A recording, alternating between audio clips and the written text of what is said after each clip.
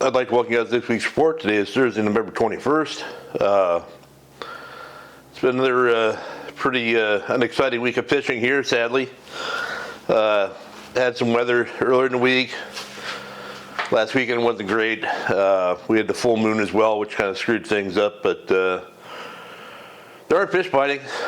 I hate to start off my report sounding like a bummer, but it's going to be that time of year where stuff slows down. Before we get into the fish biting, there is going to be some more weather this weekend. We got that big storm up north. It doesn't really come down here. There's a chance on Saturday morning it's going to have a little bit of rain. A little bit of rain on Sunday maybe. But Saturday to me looks fishable, and I'm actually going to fish. And maybe make a longer run somewhere, go fish rockfish, but we'll see how that goes. As usual at this time of year, any time of year, definitely keep a close eye on that weather and make sure that the forecast you're seeing and the days leading up to your trip are matching the actual weather results. I think I talked about this last week, but that's a big key into determining if the weatherman's right or wrong. Last weekend he was right. Hopefully it's right enough on Saturday, maybe even a little bit better than forecast. We'll see how it goes. I'm going to start with the Channel Islands as always, but this week I'm going to talk about some options that you might have, even though there's not really reports coming out of all these areas right now. And up in the Channel Islands, the rock fishing is the main thing. I talked to my friend Pat that runs the Aloha Spirit. He was out today, had a bunch of big lingcod. Yeah, sorry about that. Yeah, they're getting a lot of nice lings. They're also getting some big reds up there, and then they're filling out the rest of their limits with, chilies, Floridas, speckies, things like that. Other, deep water rockfish. Hopefully not salmon grouper or Mexican reds, but it seems like a little cleaner fishing up that way usually. Some I'm not seeing the reports, but still a good option right now. It's probably calico bass fishing at Santa Cruz Island. It's pretty much a year-round bite. Be a good time of year to fish, crankbaits and hard baits up shallow in the boiler zone. If you're fishing the kelp, you might have to fish a little deeper with like a lead head. I'm sure you catch plenty of fish. Same thing goes along the coast. Historically, the late fall is a great time to catch calicos and sand bass on the beach up there. I know my friend Larry Herron from Calico Hunter Charters does a lot of damage up there at this time of year. He hasn't been reporting much. I don't know if he's, guess he's not been getting trips off the dock, but that's definitely something you can do as a private boater. You can also fish for halibut along the beaches, at the islands. You can bounce pole on the coast if you want to, or fish live bait. That's a couple things I don't like to do, but it's an option. And that kind of holds true anywhere up and down the coast right now. Is that there's going to be bass biting, sand bass, calicos, and deep water structure. It's probably not going to be a flamethrower, but you can have some decent fishing. But yeah, getting down this way, I'm going to combine Clemente and Catalina into one, because I've only known one person who was out there till this week, and it was Benny Florentino. And he said that he had slow fishing at both islands most of the day and had better fishing in the afternoons. That's also pretty typical for this time of year. It does take a while for fish to get biting, especially at Clemente. I'm just thinking back, and a few years ago we had one of our best days on the Black Friday, but we didn't catch much of anything at all, like the first 2 or 3 hours, and it was just went flat wide open for the rest of the couple hours we spent there. Might have to do that again this year, but yeah. So at Cat, you're gonna want to fish shallow boiler zones, rocky beaches, sandy beaches, that type of stuff. If you're fishing in the kelp, you're probably got to fish a little deeper early. If the sun gets out and things warm up, those fish might feed on the surface. A good indicator when you're fishing in the kelp at this time of year, or any time of year for that matter, if you're seeing active scared bait fish near the surface, there's a good chance the bass will be biting near the surface. If you're not seeing any at all, conditions look good, you got good current, maybe some birds sitting around, you're marking bait down deeper, you're better off fishing something that sinks down. You could fish a leadhead swim bait, you can fish a hookup bait, fish an A-rig, or you can do like I would do and just go cast surface lures at the shoreline. But yeah, those are options. So coming into the beach down this way, it's definitely not summertime anymore. 2 weeks ago, I was at the week before last, I was at PV. It did not look great, but there's still options for afternoon surface activity for calico bass and the kelp wherever you go.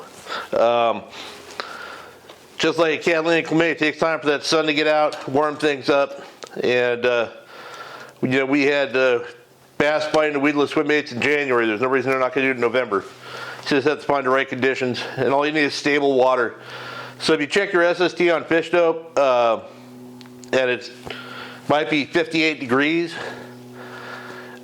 that may seem really cold compared to it being 68 degrees a month or so ago. But if it's 58 degrees every day for a week, those bass will acclimate that and they'll bite like it's warmer water. They just don't like big temp drops overnight. Say upwells or rolls over, drop 4 or 5 degrees, those bass are probably not going to bite the next day. But they don't mind cold water. I mean, they have to live in it half the year anyway. On a deeper side of things, I talked to Shannon from Sea Lucian Sport Fishing in Newport Beach. I'm going to grab his report right here because I can't remember it. There you go. So yeah, he fished at Newport. He had 59 degree water everywhere. Streaky red tide below the harbor, but not above. He's talking about Newport.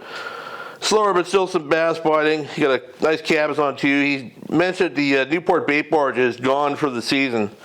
So if you're going to launch a Newport, you better expect to have your own bait, or be like me and not use any. He said, hey, great weather overall, and good fishing. So that area down there, Newport Pipe, the Huntington Artificials, even the stuff below Newport Harbor, on down to Dana Point, we have some great fall and wintertime fishing there. We catch calicos on crankbaits in 80 feet of water on the pipe in December. They don't seem to care. They just, wherever the bait is, that's where they're going to be. If it's shallow bait, bass will be shallow. If it's deep bait, bass will be deep. Gauge your presentation to what you're seeing life-wise. Like same thing with Palos Verdes or Catalina or Clemente. If you're seeing bait activity near the surface, the fish are probably going to be biting up there. If you don't, you might have to go a little deeper. Down in San Diego, of interest, the San Diego itself, the 3/4 day boat or full day boat out of Mission Bay, is now fishing the coast from like 7 to 4. And they had a couple yellows their first trip out, along with good mixed bag fishing. It's nice to see a 3/4 day boat fishing locally for a change. I don't know if you guys are familiar, but down in San Diego, they've always had rules about who could fish where. And in the old days, overnight boats would fish the Coronado Islands, 3/4 day boats and half day boats would fish the coast. Now, at some point, they switched to where overnight boats don't fish the Coronado Islands anymore. 3/4 day boats only fish the Coronado Islands or offshore, and half day boats have the whole coast themselves. But I guess that hierarchy kind of went out the window when there was nothing biting and people wanted to get off the dock. So glad to see that happen. I remember some very fond memories of fishing on the San Diego and the Mission Bell local trips back in the early 90s. Had a lot of fun. I remember Roy Rose, long range captain, he used to be the deckhand on the Mission Bell, and I don't remember when he was working on the San Diego at the time, but a lot of good times. So, if you want to go out and support those guys, good operation, doing something a little different, have some fun. They're looking hard for yellows and stuff on the beach, and then spending the rest of the time catching other stuff. But, so there's no tuna action happening anywhere near here anymore. The long range boats are still getting on that bluefin tuna, the bigger stuff. I saw the XL, and I think maybe the American Angler got on some again earlier this week. But again, those are far, 3-day range or more. They're actually pretty long for 3-day. Looks like they're outside of maybe Cedros down that way. They've been pretty sneaky with their AIS lately, but they are still catching those fish, and hopefully those fish just stay in that zone. And the Mexican standards don't catch them all, and they just slide right back up here next year, as I said last week. But yeah, it's not gonna be great weather this weekend. Probably you can, we might get lucky on Saturday, but just because the weather sucks on the islands doesn't mean you can't just fish locally, or fish one of the harbors. You can get spotted bay bass fishing all over San Diego and Mission Bay. You can fish spotties in Newport. Go fish the industrial harbor in Long Beach for calico, sand bass, and spotties. You can fish the harbor in Mirror Del Rey for not much and get yelled at by all the people that have docks. And yeah, so my plan is to go rock fishing Saturday, and if the weather sucks, I'm probably going to fish the harbor some because I'm tired of having a boat sit in the driveway. But I guess that's it. I hope you guys all have a great weekend and good luck if you fish.